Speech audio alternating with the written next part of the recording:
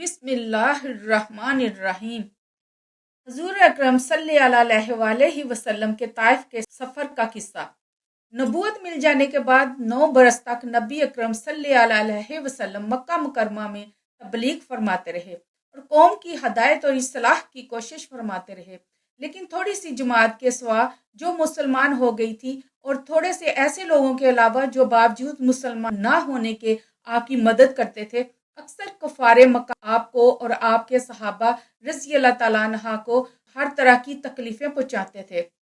مذاق اڑاتے تھے اور جو ہو سکتا تھا اس سے درگزر نہ کرتے تھے۔ حضور صلی اللہ علیہ وسلم کے چچا ابو طالب بھی انہی نیک دل لوگوں میں تھے جو باوجود مسلمان نہ ہونے کے حضور صلی اللہ علیہ وسلم کی ہر قسم کی مدد فرماتے تھے۔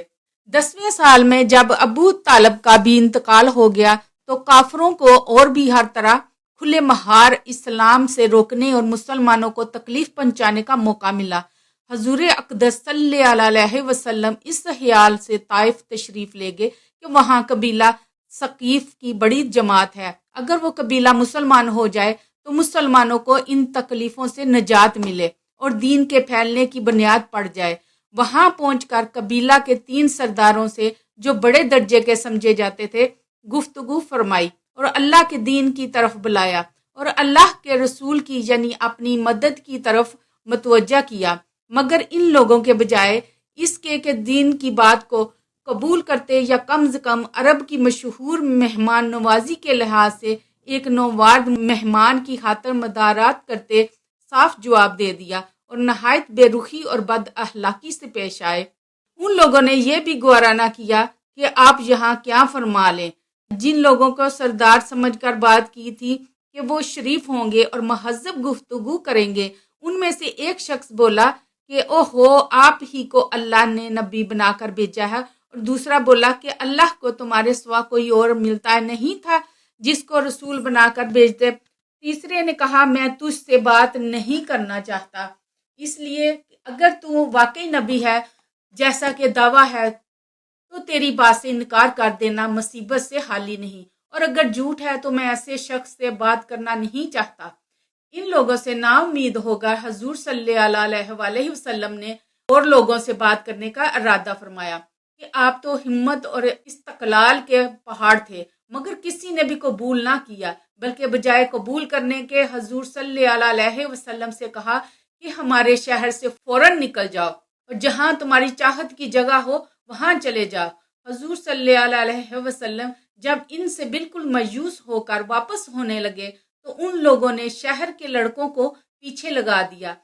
کہ آپ کا مذاق اڑائیں، تالیاں پیٹیں، پتھر ماریں، حتیٰ کہ آپ صلی اللہ علیہ وسلم کے دونوں جوتے خون کے جاری ہونے سے رنگین ہو گئے۔ حضور صلی اللہ علیہ وسلم اسی حالت میں واپس ہوئے۔ جب راستہ میں ایک جگہ ان شریروں سے اطمینان ہوا تو حضور صلی اللہ علیہ وسلم نے یہ دعا مانگی،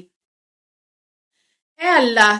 تجھی سے شکایت کرتا ہوں، میں اپنی کمزوری اور بے کسی کی اور لوگوں میں ذلت اور رسوائی کی۔ اے ارحم الراحمین، تو ہی ضعفاء کا رب ہے اور تو ہی میرا پروردگار ہے۔ تو مجھے کس کے حوالے کرتا ہے؟ کسی اجنبی بیگانہ کے جو منہ چڑھاتا ہے، یا کہ کسی دشمن کے جس کو تو نے مجھ پر قابو دے دیا؟ اے اللہ، اگر تو مجھ سے ناراض نہیں ہے تو مجھے کسی کی بھی پرواہ نہیں ہے، تیری حفاظت مجھے کافی ہے۔ میں تیرے چہرہ کے اس نور کے طفیل جس سے تمام اندھیریاں روشن ہو گئیں اور جس سے دنیا اور آخرت کے سارے کام درست ہو جاتے ہیں،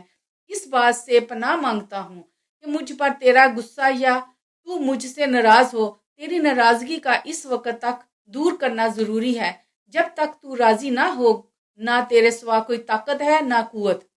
مالک الملک کی شان کو اس پر جوش آنا ہی تھا کہ حضرت جبرائیل علیہ السلام نے آ کر سلام کیا اور عرض کیا کہ اللہ تعالیٰ نے آپ کی قوم کی وہ گفتگو جو آپ سے ہوئی سنی اور ان کے جوابات سنے، اور ایک فرشتہ کو جس کے متعلق پہاڑوں کی خدمت ہے آپ کے پاس بھیجا ہے کہ آپ جو چاہیں اس کو حکم دیں۔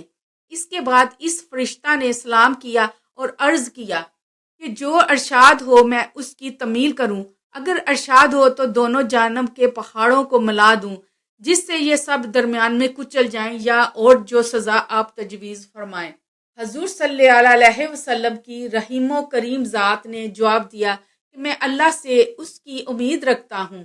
کہ اگر یہ مسلمان نہیں ہوئے تو ان کی اولاد میں سے ایسے لوگ پیدا ہوں جو اللہ کی پرستش کریں اور اس کی عبادت کریں۔ یہ ہیں اخلاق اس کریم ذات کے جس کے ہم لوگ نام لیوا ہیں کہ ہم ذرا سی تکلیف سے کسی کی معمولی سی گالی دے دینے سے ایسے بڑک جاتے ہیں کہ پھر عمر بھر اس کا بدلہ نہیں اترتا، ظلم پر ظلم اس پر کرتے رہتے ہیں اور دعویٰ کرتے ہیں اپنے محمدی ہونے کا۔ نبی کریم صلی اللہ علیہ وسلم اتنی سخت تکلیف اور مشقت اٹھانے کے باوجود نہ بد دعا فرماتے ہیں اور نہ کوئی بدلہ لیتے ہیں۔